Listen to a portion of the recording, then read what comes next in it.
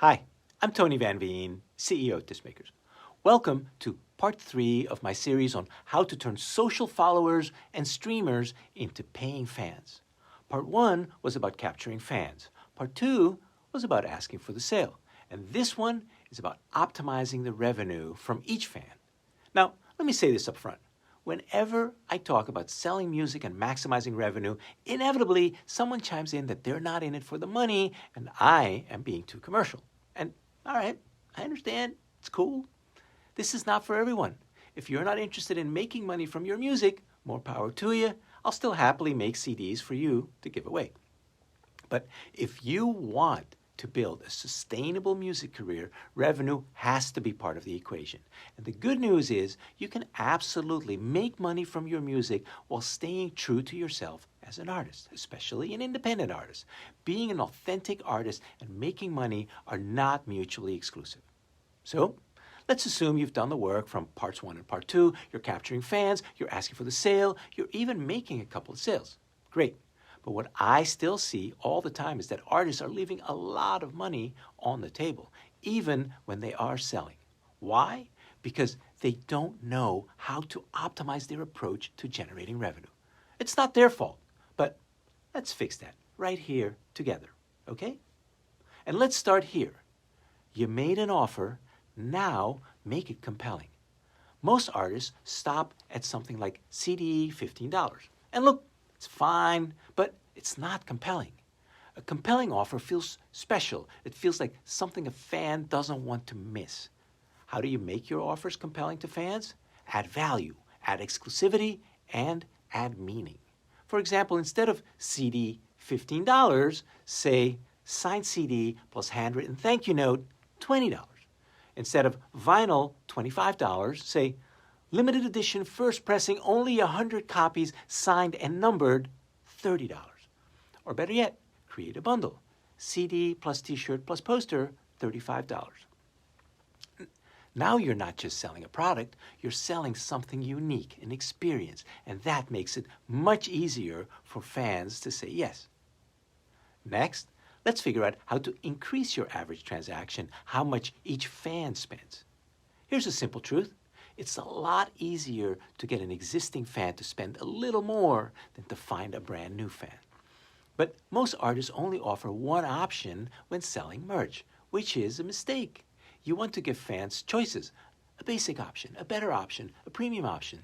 I touched on some of this already. For example, basic is CD $15. Better is CD plus t-shirt, $30. Premium is signed vinyl plus t-shirt plus signed poster, $40. Some fans will always choose the higher option, but only if you offer it to them. Plus, you can easily add simple add-ons to any offer. Add a second CD for a friend for $10. Buy my latest CD and get our first disc for just $5 more. Small changes, but a big impact on revenue. Here's the next thing you must do, and this is critical.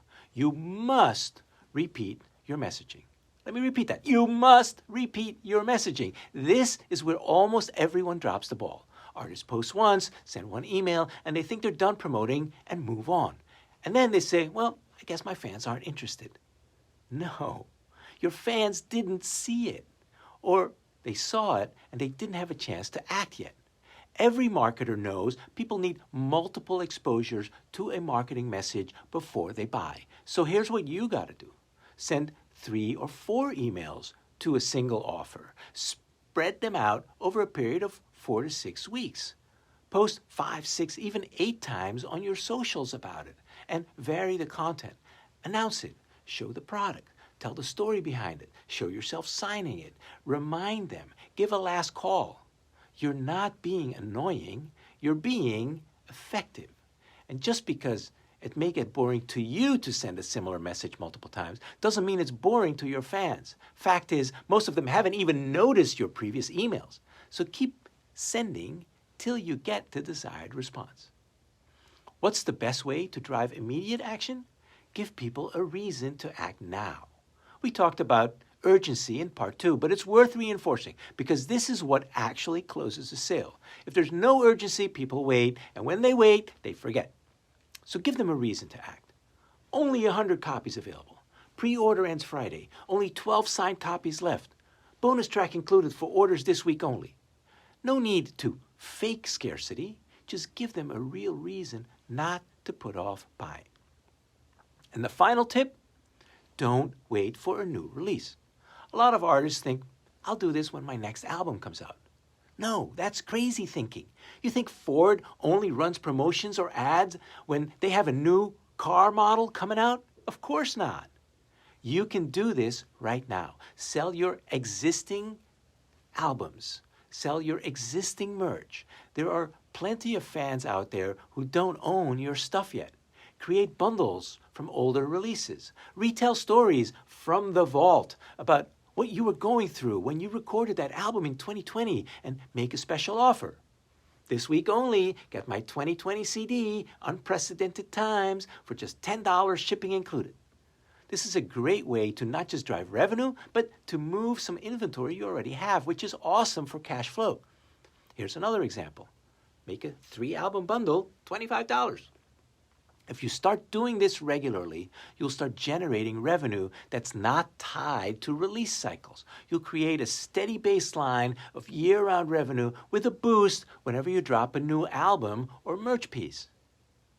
So how about we make a simple plan you can execute this week?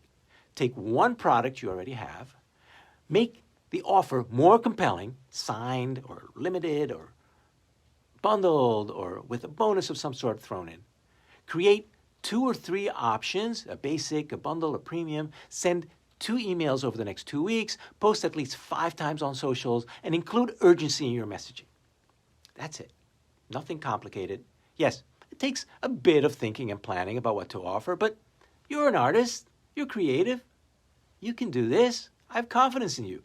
So, to recap what I talked about in this video series, here's the bottom line about turning social media followers and music streamers into paying fans. Part 1 was capture your fans. Get them from rented land to owned land. Part 2 is ask them to buy. Make a clear offer, give them a reason to act now. And Part 3 is maximize what each fan is worth. You don't need millions of fans. You don't need thousands of fans. You just need a few hundred fans who buy from you consistently. Heck, it starts moving the needle for you as soon as you have a few dozen fans. And you've got that, right? That is how you build a real sustainable music career. So listen, I know I covered a lot over these past 3 videos. If you need a reminder, I actually made a summary video covering just the highlights so you can get a quick mental refresher. I'll add that link to the pinned comment as well. I hope you found this helpful. Thanks for watching. 2 things before I go. Now that you've watched this series, please don't just go back to doing nothing. Try some of the simple things that I suggested. See if it works. If you just keep doing what you've been doing, you'll keep getting what you've been getting. And you didn't watch 3 of my videos for that, did you? And finally, before you go, I'd love to hear from you. What have you tried that actually worked to generate sales from your fans? And what are you still struggling with? Drop a comment below. I read every single one. I respond to many. And if there's a great question or idea in there, I might just turn it into a video. Thanks for watching. See you next time.